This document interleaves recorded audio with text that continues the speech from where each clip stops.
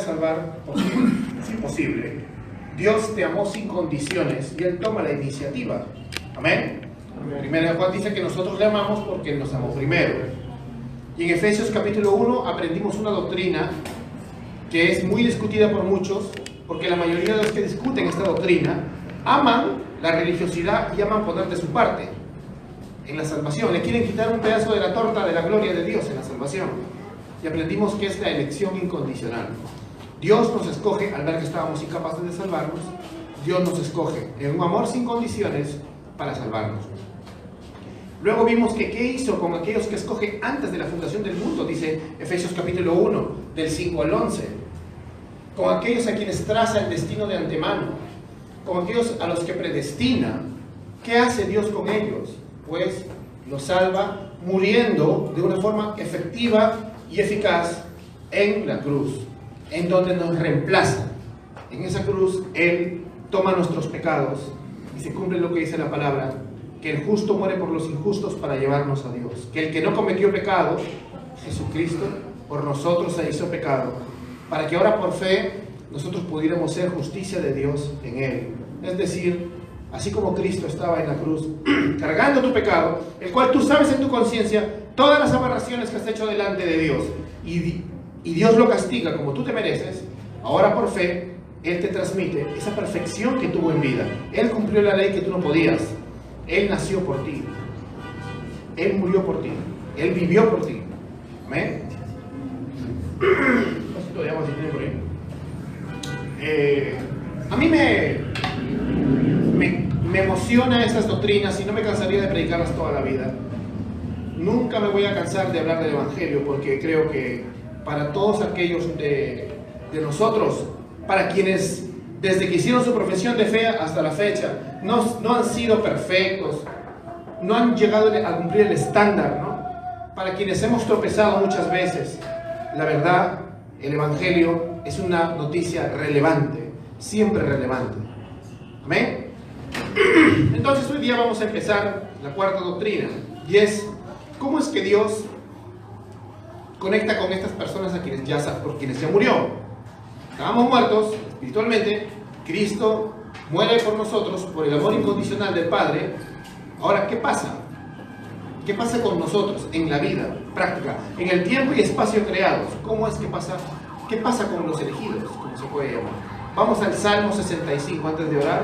Acompáñame por favor en tu Biblia al Salmo 65 con las explicaciones y vamos a aprender qué es lo que dice la palabra de Dios acerca de esto.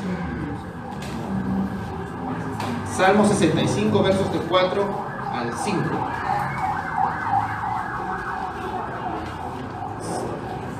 Sí, Salmo 65, versos del 4 al 5. Dice así la palabra del Señor.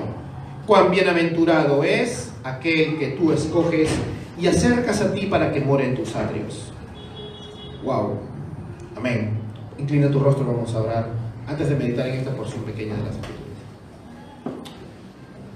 Amado Señor, te damos gracias porque nosotros estábamos muertos, Señor. Éramos parte de un cementerio espiritual enorme, pero el Espíritu de vida vino a rescatarnos y estos huesos secos tomaron vida, Señor, y están acá adorándote, meditando tu palabra, contemplando el rostro hermoso que tienes en Cristo, Señor. Gracias por eso, ilumina nuestro corazón para que podamos entender lo que dice tu palabra. Gracias por ese amor sin condiciones que has tenido. Y haz tu propósito en esta iglesia, Señor. Moldéanos a la imagen de Jesús conforme a las Escrituras, Dios mío. Gracias en el nombre de Cristo. Amén. Bien, este texto es maravilloso, la verdad. Porque empieza primero con una palabra que dice que es bienaventurados. Esa palabra generalmente se puede traducir a un castellano más coloquial como dichoso, ¿no? O qué afortunado, algo así. Pero nosotros no creemos en el afortunado en el sentido que creen muchos en el mundo, en ya qué suertudo que eres, ¿no? No, porque la suerte no existe, ya que Dios no es un Dios de casualidades, es un Dios de causas. Entonces, cuando uno es afortunado, es porque realmente es un receptor de una gracia inmerecida. Entonces, qué afortunados, o qué dichosos, qué felices son aquellos a los que tú, dice, ¿quién es tú? Dios, bien hermanita, tú, Dios escoges. Y esto nos recuerda justo el sermón de la elección, ¿no? ¿Quién es el que nos escoge? Dios. Y luego dice, y bienaventurados los que acercas a ti. Y esta es la parte que vamos a hablar hoy día. Cómo Él nos acerca a Él, ¿no? Cómo Él nos acercó a Él. A pesar que nos ha escogido y a pesar que ha muerto por nosotros, tenemos que entender entonces que cómo nos acerca a Él. Bueno, porque la buena noticia que ha llegado a nosotros del Evangelio es lo primero que Él utiliza para acercarnos a Él. Oseas capítulo 6 dice que Él nos acerca con cuerdas de amor. Con cuerdas humanas, dice, los atraeré. Pero, ¿qué significa con cuerdas humanas? Muchos de nosotros hemos vivido diferentes circunstancias. Si cada uno cuenta su testimonio, me va a decir, bueno, yo vine a la cruz, porque me invitaron a la iglesia, ¿no? Y fui, nada dramático, nada fuerte.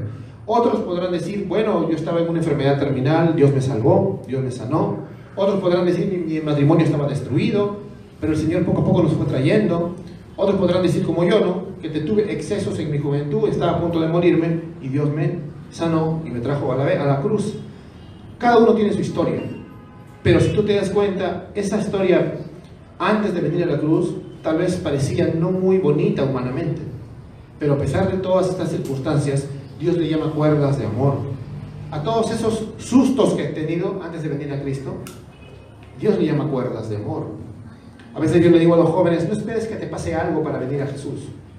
Lamentablemente, no lo digo como juzgándolo, sino que le digo, no seas como yo. Yo era un joven que esperé que me pase algo para venir a Jesús. No esperes a que te pase algo para venir a Jesús. Cristo es el más grande y hermoso regalo del Evangelio. No es tu salvación. Un hermano decía que la salvación era como un celular que te lo prestan o te lo regalan gratis, por gracia, pero luego depende de ti cuidarlo y que se te puede perder, decía. Esta es una analogía muy mala, porque entendamos esto, que en la fe, en el Evangelio, la salvación no se te regala, se te regala Cristo. ¿Entiendes? Y por lógica, eres salvo, te salvas por Cristo. El regalo más grande de amor de Dios es Cristo mismo. Entonces dime tú, ¿cómo se va a perder Cristo? No es que pierdas tu salvación, sino que es posible que muchos que se alejan de la iglesia nunca han tenido a Cristo. Y es la diferencia. Y a mí me emociona mucho esto, ¿no?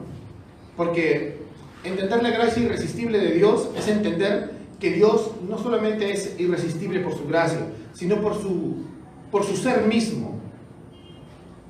Si has leído un poco de los atributos de Dios, te digo que Dios es un Dios soberano, es un Dios poderoso, es un Dios que dice que hace tal como le place.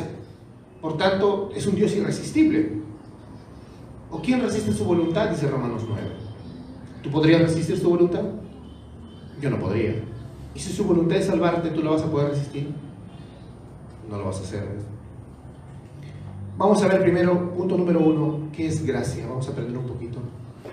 Porque nosotros somos portadores, si ya has nacido de nuevo el día de hoy, si eres creyente, eres portador de una gracia salvadora. Porque Dios tiene dos tipos de gracia, que solamente la estamos dividiendo para cuestiones de estudio, ¿ya? Porque toda la teología se divide por cuestiones de estudio. A Dios no lo podemos partir como un sapito, ¿no?, en el laboratorio, pero por cosas de estudio. Entendemos que hay una gracia salvadora, acuérdate, y otra que es una gracia común. En su gracia común, la palabra dice que Dios hace llover sobre justos e injustos, ¿no? Tú dices, yo he prosperado trabajando duro, y al frente de ti hay un ateo, y tiene más plata que tú, y no ha orado, nada, no agradece a Dios, no le importa nada.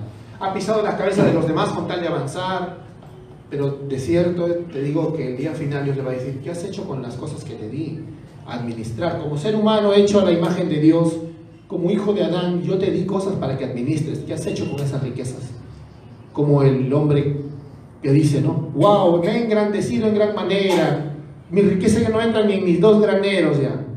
Y esa día nomás viene, Dios sí le dice, necio, esta noche vienen por tu alma. ¿Para quién se va a quedar todo eso? Entonces estamos hablando de eso, ¿no? Sino que vamos a hablar no solamente de la gracia común, ¿no?, de esa lluvia que cae sobre justos e injustos, porque Dios le da de comer a todos, sino de la gracia salvadora, que nos hace, sobre todo, felices en medio de la tormenta de esta vida, en medio de las cosas terribles que pueden pasar. No debemos contentarnos como cristianos a querer menos que a Cristo, en serio, a tener menos que esto. No estoy hablando de que tengas dinero, sino a tener menos contemplación de Cristo. ¿Quieres realmente ver su hermoso rostro? Pues aférrate a esa gracia salvadora que ya tienes, muchos de acá ya tienen en su vida.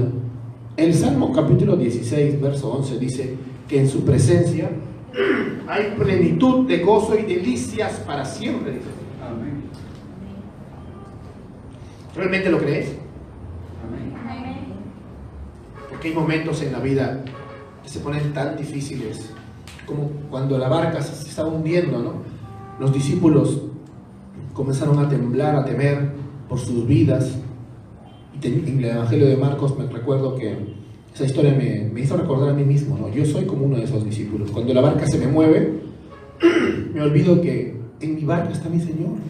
De repente está dormido, por eso no se mueven las circunstancias como yo quiero, pero ahí está Él, y Él tiene el poder para detener las mareas, la naturaleza, todo lo que venga contra mí.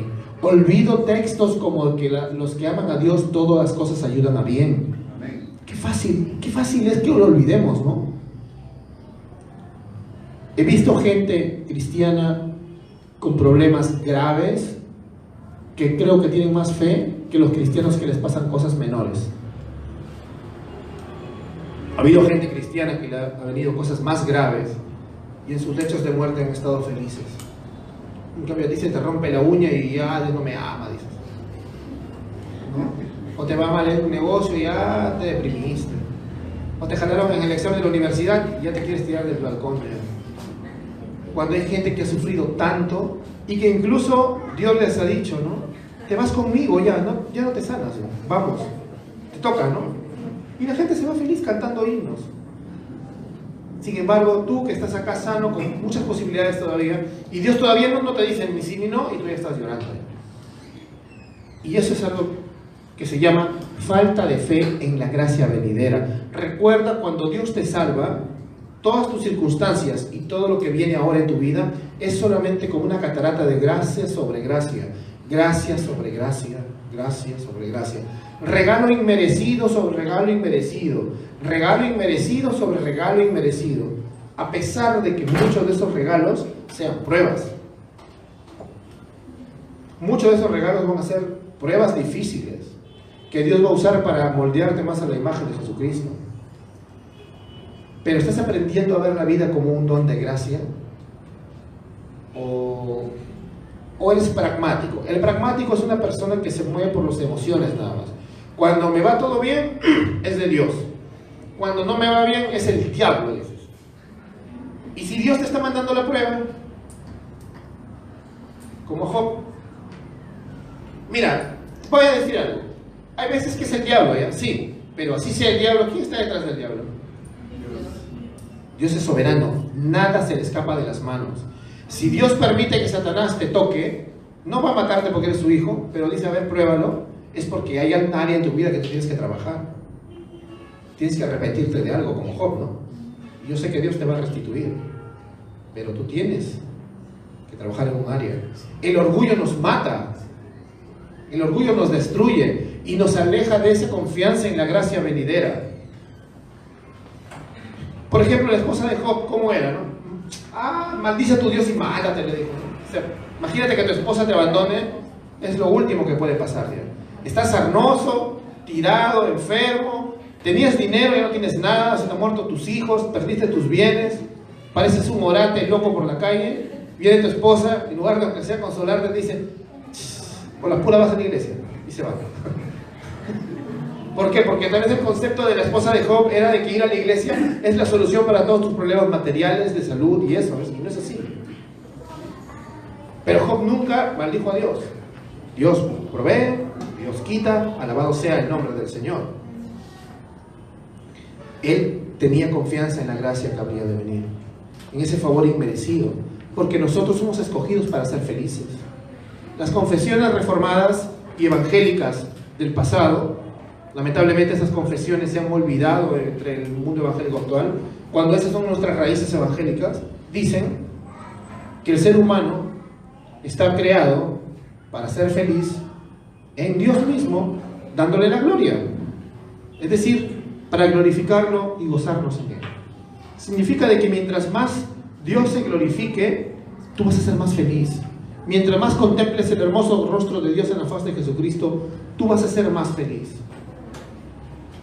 Vas a ser tan feliz tal vez como Lázaro, el pordiosero, que estaba tirado, no tenía ni una migaja, pero él era feliz. ¿Te das cuenta? Pero, ¿qué estamos haciendo nosotros? ¿Estamos confiando en esa gracia venidera? ¿Cómo hizo el Señor para atraernos a Él ahora, volviendo a ese tema? ¿Cómo nos atrajo a Él? Es por medio del mismo Cristo. Vamos a Juan capítulo 6. Vamos a ver esa maravillosa verdad. Juan capítulo 6 es un capítulo que a mí me emociona porque viene con muchas promesas, con mucha seguridad para nuestras vidas. Primero que todo, ante nuestra incapacidad, nosotros no queríamos venir a Dios. Necesitábamos un milagro en nuestra vida. Y tú hoy día, si no conoces a Dios, necesitas un milagro en tu vida. Un milagro poderoso, un milagro portentoso, un milagro que es más grande que una sanidad física, un milagro que es más grande que se abran las aguas del Jordán, o de cualquier río, de cualquier mar, del mar muerto. Y ese es un milagro que tú necesitas ahora mismo. Y se llama el milagro de la regeneración. ¿Qué significa regeneración? Nacer de nuevo. Como le decía Jesús a Nicodemo, ¿no? Tú necesitas nacer de nuevo. Vamos a Juan. Mira lo que dice el verso 37. Todo lo que el Padre me da, vendrá a mí. Y el que viene a mí, de ningún modo lo echaré fuera. Los brazos de Cristo están extendidos para recibir a todos los que Dios le pone ahí. Si tú un día viniste a los brazos de Cristo, desconsolado y perdido, abrazándolo como tu Salvador porque no podías más, es porque ¿quién te trajo ahí? ¿Quién te trajo? Bienaventurados los que tú escoges y tú atraes, ¿ves? Como dice el Salmo. ¿Quién escoge? Dios. ¿Quién atrae? Dios. Ese es un llamamiento de Dios hacia tu vida. Es un llamamiento eficaz. En Apocalipsis vemos que la iglesia de Dios llama también, ¿no? Dice, Apocalipsis 22, 17 dice que el Espíritu y la esposa dicen, ven. Y el que quiera, venga y tome del agua de vida eterna. Parece que ahí la decisión fuera tuya nada más, ¿no? Pues el que quiera, dice, ¿no? Pero ¿quiénes son los que quieren? Los que creen. ¿Y quién va a creer? Solo aquel a quien Dios le trae, lo trae. Tiene que tener misericordia de ti el Señor para que tú vengas. El día que tú hiciste tu profesión de fe, el día que tú te arrepentiste, claro, no eres un robot, ¿no? No se arrepintió Dios por ti. Pero ¿qué tuvo que pasar en tu corazón para que tú te arrepientas? ¿Qué pasó con ese corazón de piedra muerto que tú tenías? Fue transformado, como dice Ezequiel capítulo 36, en un corazón de carne, ¿no? Para que tú realmente puedas creer. Y ahora que ya tienes ese nuevo corazón, despertaste a la verdad de la gracia de Dios y pudiste clamarle, ¿no? Sálvame. No solo fueron abiertos tus ojos, porque si abrían tus ojos sin cambiarte el corazón, tú hubieras podido ver a Dios, pero los hubieras seguido aborreciendo. Pero lo que necesitabas era un cambio de naturaleza.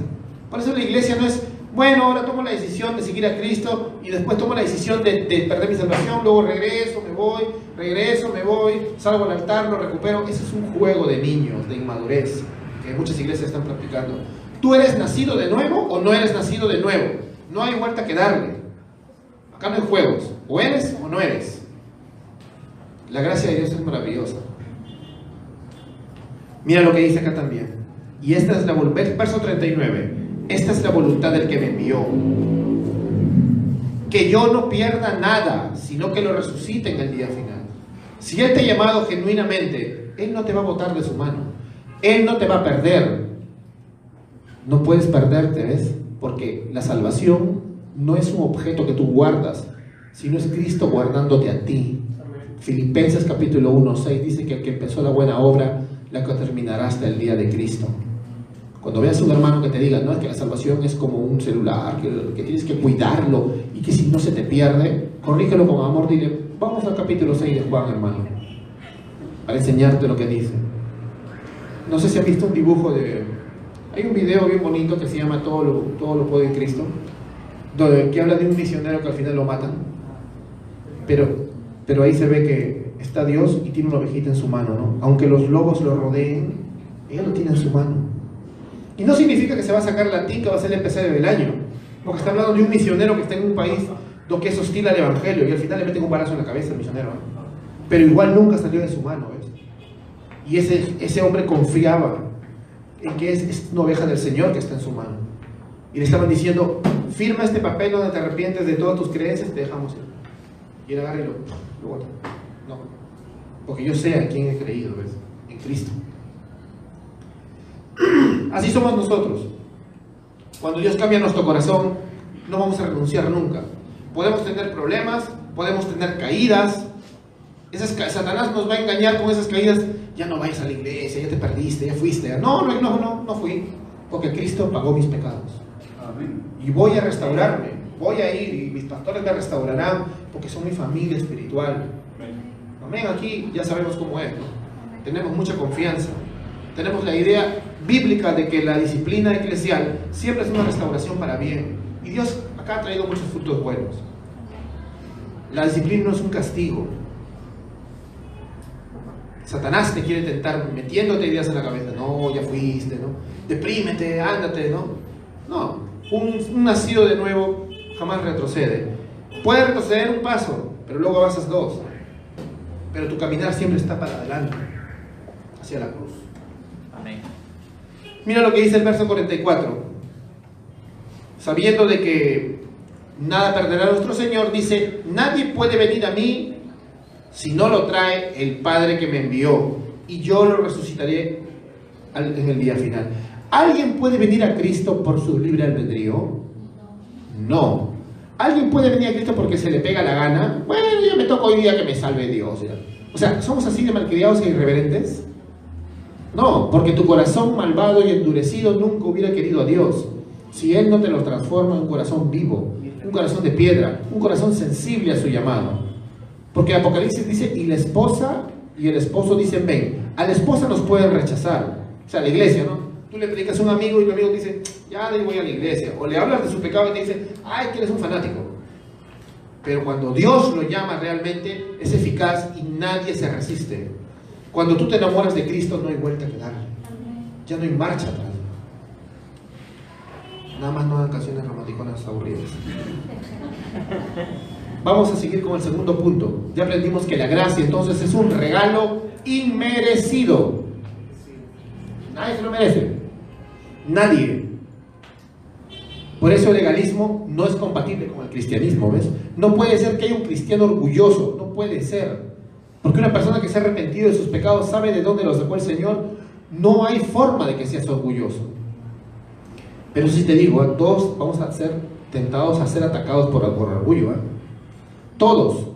Por cualquier cosita vas a ser atacado por el orgullo y tú tienes que luchar contra eso, porque no es normal. Para nosotros ya no es normal. El orgullo te destruye, el orgullo te hace retroceder, el orgullo te hace termina haciéndote caer. Y después como ovejita te va a dar asco haber caído en el fango. Así que ten cuidado, porque el orgullo es el pecado del diablo. Es el pecado que hizo que él se ensorbezca. No digo, guau, se merece ser semejante al Altísimo, ¿no? Y al final, abajo. Punto número 2, irresistible. ¿Por qué la gracia es irresistible? Pero antes vamos a ver algunas objeciones. Hay hermanos que dicen, no, pero la gracia sí es resistible, la gracia se resiste. Y bueno, si se resiste, le digo, me dicen, total, tú crees en irresistible y ahora me dices que se resiste. Es que depende de a quién le estés hablando, pues. Para los llamados por Dios eficazmente es irresistible. Pero si la iglesia está llamando a un inconverso, naturalmente, y en ese momento todavía su corazón no es abierto, de hecho que lo va a resistir. Vamos a leer entonces un poco de unos temas acerca de esto. Dice así, Hechos capítulo 7. verso 51. Imagínate la escena. El jovencito de 17 años aproximadamente, llamado Esteban, acababa de dar una cátedra al Sanedrín, le acababa de hacer un panorama de la redención a los supuestos teólogos y eruditos que se quedaron, ¿no?, anonadados con lo que hablaba este joven, y les dice: vosotros sois duros de cerviz. Y mira lo que les dice: incircuncisos de corazón, le dice. O sea, no han nacido de nuevo ustedes. Por más que son líderes, no han nacido de nuevo. Incircuncisos de corazón y oídos, resistís siempre al Espíritu Santo, como hicieron vuestros padres, también hacéis vosotros. ¿A cuál de los profetas no persiguieron vuestros padres? Ellos mataron a los que antes habían anunciado la venida del justo. Es decir, que ellos eran descendientes de aquellos que habían apedreado, asesinado a los profetas del Antiguo Testamento. Los que estaban profetizando la venida del reino, del Mesías. ¿Y te das cuenta de algo muy particular acá? Significa que hay un estado del ser humano de que sí puede resistir la gracia, pero esta no es la gracia de Dios, sino que, o sea, digamos el llamamiento eficaz. Es la gracia de Dios que en su amor permite que su iglesia los llame, ¿no? Pero en ese momento ellos están cerrados. No significa que están condenados, porque luego Dios puede actuar en ellos, si tú dejas sembrada la semilla. Ejemplo, Pablo de Tarso. Él también era de estos hombres que estaban en ese momento ahí. Y él les dice: incircuncisos de corazón. Y ahí estaba Pablo. Porque leemos unos versículos más abajo y lo terminan matando a Esteban, ¿no? Lo apedrean. Y Saulo lo consentía, dice. Es decir, que en el grupo a los que Esteban les dijo: incircuncisos de corazón, ahí estaba Pablo. Pero Dios agarró a ese incircunciso, que era el enemigo más grande de la iglesia, y lo convirtió en el apóstol más grande de la iglesia. Gloria a Dios. El Señor puede convertir al peor de los pecadores. Por eso su gracia no se resiste. ¿Tú crees que algún rey poderoso y lleno de orgullo podría resistirlo? Vamos al capítulo 4 de Daniel. Tú puedes leer que Nabucodonosor es salvo. ¿Qué? Nabucodonosor es un equivalente a un 7 o 8 Hitlers. Es uno de los genocidas más grandes de toda la historia. Puedes buscarlo en la historia secular. El rey Nabucodonosor de Babilonia, de la cultura caldeo-asiria. Sin embargo, Dios lo volvió loco, y después de volverlo loco, lo salvó. Y te das cuenta cuán maravillosa es la gracia del Señor. No siguió las enseñanzas y permitió que el imperio medo-persa destruya a Babilonia. Entonces, hermanos, el llamado interno podría ser resistible. El llamado de la iglesia, o sea, de la esposa dice ven, la iglesia dice ven, y se puede resistir. Pero cuando el esposo dice ven, ya no hay forma que darle. Pero recuerda, el esposo dice ven, el Espíritu Santo, a través de la esposa, a través de la iglesia. Amén. Por eso hay misioneros. No nos quiere predicar el evangelio. Hay casos excepcionales, pero generalmente la gente es salva a través de la lectura de la palabra o de la predicación del evangelio por medio de su iglesia. Y eso es lo que salva. Sigamos. Vamos al texto que le cité al principio así a la volada, Oseas capítulo 11. Porque también he visto una exageración. En redes sociales he visto hermanos con buena intención, pero que paran hablando de la ira de Dios. Y está bien. Si tú no te arrepientes y crees en el evangelio, estás condenado. Eres hijo de ira, dice Efesios. Y estás bajo la ira justa y santa de Dios. Ok, bien. Debes temblar ante esta verdad. Pero eso no es la motivación para que vayas al cielo o arrepentirte. Porque si yo a un bosque lleno de serpientes les digo: serpientes, si pudiera hablar como los animales, serpientes, voy a incendiar todo este bosque. Las serpientes dicen: ni loco que me quedo acá, ¿no? Saldrían, pero siguen siendo serpientes. Asustar a la gente con el infierno no los va a hacer que se arrepientan. O sea, que se arrepientan para con Dios. Simplemente que nadie quiere irse al infierno, ¿no? Para salvar mi pellejo me quedo en esta iglesia. Pues, ¿cuáles son las reglas que tengo que seguir? ¿No? No comas esto, no hagas esto, ponte esto, no lo hagas. Ya, genial. ¿Ves? Eso no es el evangelio. Mira lo que dice la palabra, Oseas. En el verso 4 dice: con cuerdas humanas los conduje, con lazos de amor y fui para ellos como quien alza el yugo de sobre sus quijadas. Me incliné y les di de comer. Es una profecía también de lo que iba a hacer con nosotros y de lo que siempre ha hecho. Con cuerdas humanas nos atrae, como les dije, con tus circunstancias, ¿no? ¿Cómo llegaste tú a la fe? Creo que muchos de nosotros podrían pararse acá a contar su testimonio y dirían, a mí me pasó esto, otro otra cosa, ¿no? Otros dirían, estuve un montón de años en la iglesia, pero de la nada me di cuenta que no era creyente, ¿no? Yo no te estoy diciendo cuándo viniste a una iglesia, sino cuándo fuiste salvo. Cuando realmente estuviste seguro de que estabas en la mano del Señor. Es grandioso. Pero hay algo que en medio de todo esto, vamos a Romanos capítulo 2, vamos a ver varios textos. Es algo que vamos a entender ahorita.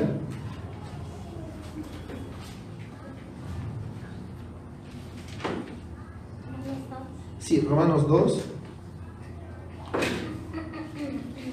Justo el legalismo mucho cae en este problema, porque al no entender la doctrina de la regeneración, tanto que algunos hermanos cristianos se han asustado, porque tú puedes creer que el cristianismo evangélico, y algunos cristianos acá que ya son de años se van a asustar porque como están en otras iglesias, nadie enseña sobre la regeneración, la expiación, la justificación, la santificación, la adopción, que es lo básico, ¿ah? Eso es lo básico, no es teología difícil, no, eso es lo básico. Eso lo deberían saber nuestros niños. Y no nos han enseñado a nosotros. Digo porque yo también estoy en otras iglesias hace muchos años de joven. Y eso asusta. ¿En qué estado? Porque yo sé que son salvos mis hermanos y van a estar en el cielo, pero ¿en qué estado de madurez está la iglesia en el Perú? ¿Por qué estamos así? ¿Por qué cuando hay una marcha por sus hijos no te metas? Se meten ateos a filmarlos, a los evangélicos, y hablan unas piedras, unas rocasas que nos hacen quedar, que nos dan vergüenza ajena, ¿no? ¿Por qué? Porque ni siquiera conocen la doctrina bíblica, menos van a conocer de política y otras cosas. Y hay que entender esto, ¿no? Las cuerdas de amor que Dios con las cuales Dios nos ha traído a Él, con las cuales el Padre nos ha traído a los pies de Cristo, no siempre son bonitas, pero siempre recordemos que son de amor. Dice el verso 2, y piensas esto, hombre, desde el 3, capítulo 2, verso 3. Tú que condenas a los que practican tales cosas, que haces lo mismo, que escaparás del juicio de Dios. Lean a los legalistas, ¿no? A los legalistas hipócritas encima, porque hay legalistas que, ¿no? Te dicen, señorita, mañana viene con falda, usted se me va a afectar la barba, te dicen un montón de reglas. Pero al menos tú lo ves que él lo hace también, ¿no? En su casa está santito, ¿no? Ya. Pero hay otros hipócritas que te ponen la regla a ti, pero por otro lado ellos están viviendo peor que Satanás. Bueno, a eso les está diciendo. Y luego les dice, o tienes en poco las riquezas de su bondad, tolerancia y paciencia, ignorando que la bondad de Dios te guía al arrepentimiento. En medio de todos los problemas de tu vida, en medio de todo eso que te puede decir, esto trastornó mi vida, cambió el curso de mi vida, ¿por qué Dios permitió eso? ¿No será para salvar tu alma? Tienes que darte cuenta que en medio de todos esos problemas, Dios está actuando con amor. Romanos dice que a los que aman a Dios todas las cosas ayudan a bien, para el cual el propósito por el cual fueron llamados, y es para hacerte más a la imagen de Cristo. Hay un hermano que dice que vamos a tener que sacar la mejor versión de ti, dice. Tenemos que sacar la mejor versión de ti. Y luego te saca un montón de tonterías. Pero yo no diría que está mal al menos el título, porque sí se puede sacar una mejor versión de ti. Una versión santificada, una versión cuya identidad es Cristo. Esa es la mejor versión de ti. Una versión que casi no se parece al ti o al tú de antes, porque está matando a ese tú de antes. Una versión que tiene que luchar contra ese viejo hombre. Como decía Martín Lutero, yo pensé que el viejo hombre había muerto en las aguas del bautismo, pero me di cuenta que el necio sabe nadar. Y ahora tengo que pelear con él todos los días. Y es cierto, ¿no? Levanta su mano, ¿quién no pelea ya?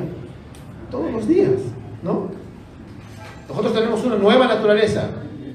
Y es como pelear contra nosotros mismos. ¿Te das cuenta? Como Romanos 7, Pablo dice, es como decía el pastor John Piper, una santa paranoia, ¿no? ¿Qué me pasa? O sea, yo quiero servir a Dios y la malogro. Siempre termino malográndola. Yo tengo todo el corazón de servir a Dios Y de ahí tiene un pensamiento de chismosería en mi cabeza, cólera, ira, incomodidad, juicio a mi hermano y muchos más. Y otros ya ni siquiera pensamientos, sino que lo ejecutas. Y después, como eres un creyente verdadero, dices, miserable de mí, ¿no? ¿Quién me librará de este cuerpo de muerte? Gracias a Dios por Cristo, por eso. Pablo afirma entonces una clara sucesión de eventos que comienzan con el amor de Dios, sin condiciones, y terminan en una santificación en tu vida. Pablo tiene un amor especial por su pueblo. Ahora, ¿por qué la gracia es irresistible? Porque Dios es un Dios determinativo. ¿Se acuerdan también lo que hablamos eso en la clase de la elección incondicional? Lamentaciones capítulo 3, verso 37 dice, ¿hay algo acaso que tú veas que no haya sido determinado por Dios? ¿Tú crees que algo no ha sido determinado por Dios? O sea, ¿tú crees que a Dios se le escapa algo? ¿O crees en un Dios como algunos gnósticos creen, ¿no? Ya, Dios creó el mundo, todo, y luego una pelota, ¡pum!, lo mandó a... Ya, de ahí regreso al final para juzgar, ya no quiero saber nada. Eso no es así, ¿ves? Dios no se ha aislado de su creación. Él es determinante en todo los sucesos de la historia del mundo. Así que los planes de Dios no fracasan. Los planes de Dios no se frustran. Él no ha predeterminado las cosas potencialmente. A ver, vamos a ver, potencialmente puede pasar eso ya. Lo dejo al libre albedrío de mi creación. No, Él es ejecutor de las cosas. Mismo Job lo aceptó, ¿no? No vendrán de Dios las cosas buenas y las malas, ¿no? Dice. Pero ahora, ¿tú crees que en medio de las cosas malas Dios está contigo igual? Él está contigo igual. Entonces entendamos algo. La gracia eficaz, llamamiento eficaz, la gracia irresistible, tiene que ver mucho con la doctrina del nuevo nacimiento, ya que es una gracia que no merecíamos la que tuvimos. Es como Lázaro. ¿Lázaro se merecía que lo revivan? No. Él estaba en una cueva y se acercó Jesús y le dijo, Lázaro, por favor sal, que por favor toma tu decisión de que salgas. ¿Así dijo? No. Él fue con voz de mando y le dijo, Lázaro, ven fuera. Oró el Padre y ordenó. El llamado es el que te da vida. El llamado te despierta, es simultáneo. El llamado te levanta, como estás durmiendo. Oye, ¿no? Así, te levantas. Se levantan todos que están durmiendo atrás. Entonces, el llamado te despierta. Y eso es lo que tenemos que entender. Por eso, en Efesios 2 nos habla que estamos muertos, pero en Apocalipsis 20 dice, bienaventurados, igual que el salmo que leímos. O sea, dichosos, felices, aquellos que son partícipes de la primera resurrección. ¿Cuál es la primera resurrección? Tu nuevo nacimiento. La segunda muerte no podrá contra ellos.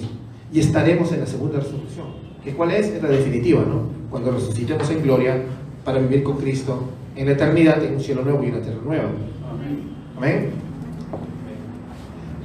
Vamos a Juan capítulo 3, verso 8. Cristo le está hablando a uno de los fariseos más inteligentes. Y me da gusto que él sea una persona bastante inteligente. Por eso, aunque tenía miedo de los otros hombres, él fue a escondidas, ¿no?, en la noche, a preguntarle al rabí, sabemos que ha venido de Dios como maestro, ¿no? Pero quiero saber estas cositas. Porque si iba de día iban a decirle, ajá, ¿qué haces ahí siguiendo a ese loco, no? Pero no, él era inteligente, como buen investigador, quiere que le cuenten de la primera fuente, ¿no? Juan 3, verso 8 le dice, el viento sopla donde quiere y oye su sonido, pero no sabes de dónde viene ni de dónde va. Así es todo aquel que es nacido del Espíritu. Tú cuando naces de nuevo, es posible que alguno de nosotros haya tenido una experiencia que ha marcado su vida y lo recuerda, ¿no? Pero puede que otros de nosotros hayan tenido no una experiencia que ha marcado su vida, sino que simplemente no saben en qué momento nacieron de nuevo, ¿no? Hay gente que ha estado en una iglesia durante años desde niño y de repente sabe que por ahí nació de nuevo, ¿no? Otros como yo, para mí hay un día antes y un día después. O sea, no, es más, un minuto antes y un minuto después, así. Es radical. Otros han sentido de que han tenido que estar luchando y paulatinamente se dieron cuenta que ya su corazón iba cambiando, ¿no? Es igual. Nosotros no podemos estar sondeando quién nació de nuevo a esta fecha. Por eso yo no estoy de acuerdo con que unos digan pongan su fecha atrás, ¿no? Si no, yo podría tratar el 2005, ¿no? No, pero yo no voy a poner esas cosas. Porque puede que, no.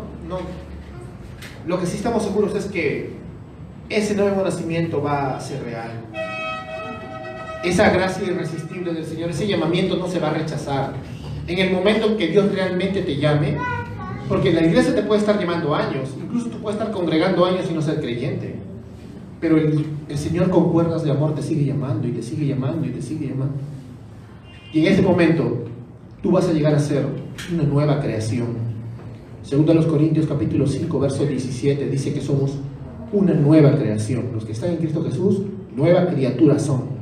Somos las primicias del cielo nuevo y la tierra nueva. La eternidad no la estás viviendo, no la vas a vivir cuando te mueras. La eternidad la vives desde el momento que naces de nuevo. Ahí comienza la eternidad. Eso tenlo bien claro, hermano. Hechura de Dios somos. Y para su gloria viviremos. Amén. Para terminar, vamos a ver Santiago capítulo 1, verso 18. La irresistibilidad de la gracia de Dios se encuentra basada en la irresistibilidad de Dios mismo. Capítulo 1, verso 18. Si te llama un Dios irresistible, un Dios al cual tú no puedes resistir, o tú crees que te puedes enfrentar a Dios en una batalla, tú a Dios no lo puedes derrotar. Por tanto, a ver, acá está, Santiago capítulo 1, verso 18. Mira lo que usa Dios para salvarte. Omnipotente y soberanamente. Amorosa, omnipotente y soberanamente. Lo que el Señor usa es en el ejercicio de su voluntad. Él nos hizo nacer, ¿ves? Él nos hizo nacer.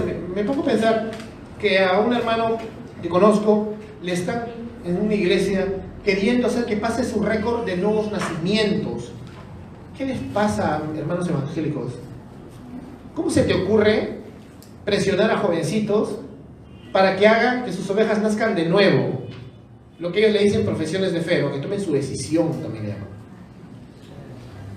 Mira, no está mal que usen esos términos si tuvieran una teología correcta.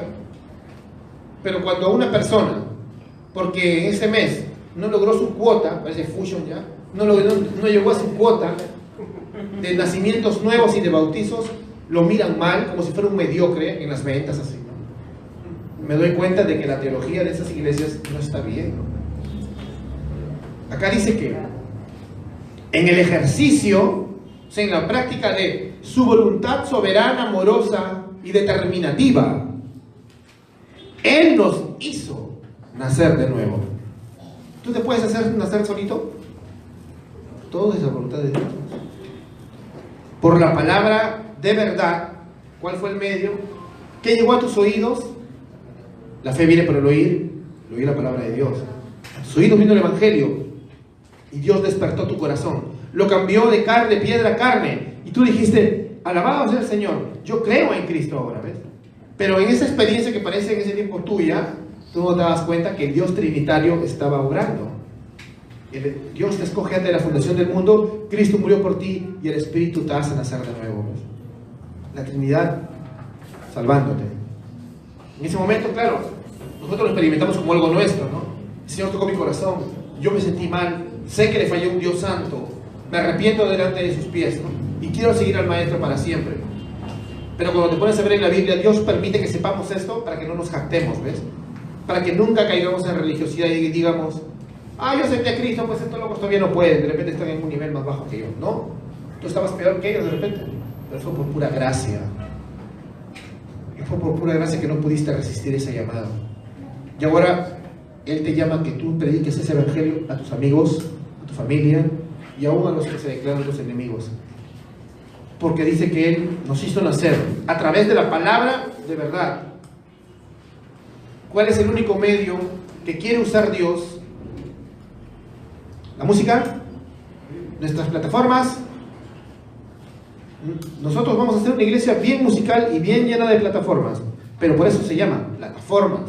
Si las plataformas traen gente y no les predicamos el evangelio, entonces mejor somos un club de música o un club de circo, ¿no?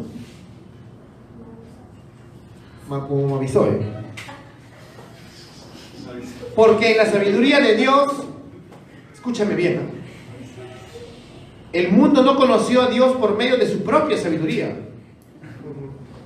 Agradó a Dios mediante la necedad de la predicación salvar a los que creen. Las otras versiones dicen la locura. O sea, la necedad, la locura. Ahora, tú dirás, ¿qué? ¿Pero que predicar es una locura, ser un necio? Porque la palabra necio es fuerte, ¿va? Es ser una palabra... Disculpen la palabra, en la mañana la repetí. La palabra necio equivale a idiota. O sea, la idiotez, o sea, la locura. ¿Qué es esto? ¿Qué tontería es esta, no? No es porque es locura para nosotros, es locura para los que se pierden, dice. Porque en ese tiempo los judíos no podían aceptar que un carpintero que crucificaron era el Mesías. Y para los romanos peor, ¿no? Que un carpintero judío de ese país que estamos ya dispersando, de esa provincia tan pequeña, es el salvador del mundo, es el rey, él es la sabiduría, porque ellos esperaban sabiduría. Él es el sabio que lo sabe todo. Y los judíos esperaban un Mesías triunfante, en un David que los libere. Pero si ya murió, ¿él nos va a liberar? Es una locura, ¿no? Pero al mundo de ahora también le parece una locura. Ese es el que nos va a liberar. El Dios poderoso. La palabra de verdad, hermanos, es el único medio por el cual el Señor quiere salvar a su pueblo. No con sabiduría humana. Bien decía ahora William Carey, el gran misionero a la India, que trastornó la India, ¿no? En el siglo XIX. ¿Por qué los mundanos, por qué los hombres impíos utilizan toda clase de artimañas, utilizan todo lo que está a su alcance para poder llegar y conectar con las culturas más diversas y poder vender sus mercaderías? Se lo hablaba por el comercio de los ingleses, ¿no? Y de los portugueses. ¿Y por qué nosotros no? Hacemos lo mismo, conectamos con las culturas, nos hacemos sus amigos, pero en lugar de venderles mercadería, les predicamos el evangelio. Ahí empezaron las misiones mundiales, ¿eh? Porque antes nadie quería salir. Los anglicanos se oponían. Y este bautista humilde fue a la India, creyendo que hay un pueblo elegido, creyendo que Dios antes de la fundación del mundo había escogido un pueblo. A pesar que murió su esposa de fiebre, se volvió loquita, murió su hijo menor, cualquiera dice, ya no, el Señor no quiere que esté acá. Él se quedó. Cuando murió de anciano, había traducido casi toda una biblioteca al idioma del lugar, había construido hospitales, había hecho mucha obra social, había ayudado a las escuelas a traer mejor educación, lo que no hicieron los ingleses que ya radicaban ahí porque solamente querían explotar a la gente. Un agente de transformación, ¿verdad? A eso estamos llamados, hermanos. Él nos salvó por su palabra de verdad para que nosotros sirviéramos a nuestro prójimo, para mostrarle al mundo que Dios los ama a través de nosotros, para ser parte de la esposa que dice ven, ¿no? Sabiendo que en medio de nuestro mensaje, mientras que la esposa le dice ven, Dios está ahí actuando y diciéndole ven a los suyos, ¿no? Nosotros le vamos a decir a todo el mundo, y Dios ya sabe quiénes son los suyos. Tú predicas a todos. Y como en Nínive, cuando fue Jonás, ¿y a ti qué si Dios los salva a todos, no? Gloria al Señor. Amén. Esta doctrina es muy importante, hermanos, para recordar siempre. Lo que estudiamos en los 3 primeros sermones significa que los planes de Dios no fracasan. Así que aquellos que Cristo murió, a los mismos va a justificar. Y a lo que justifica, santifica. Y a lo que santifica, glorifica. Amén. La próxima semana vamos a terminar con una doctrina, creo que va a aplicar ya Carlitos, le toca. Una doctrina importante, que es para cerrar, que es un poco también polémica porque no la entienden muchos hermanos, y se llama la perseverancia de los santos. Lo que se llamaría en el vulgo y en el idioma de acá de Trujillo, la salvación no se pierde. Eso significa. Pero lo vamos a estudiar a fondo, ¿ya? Para ver cómo son los verdaderos hijos de Dios y cómo viven los verdaderos hijos de Dios. Inclina tu rostro, vamos a ver.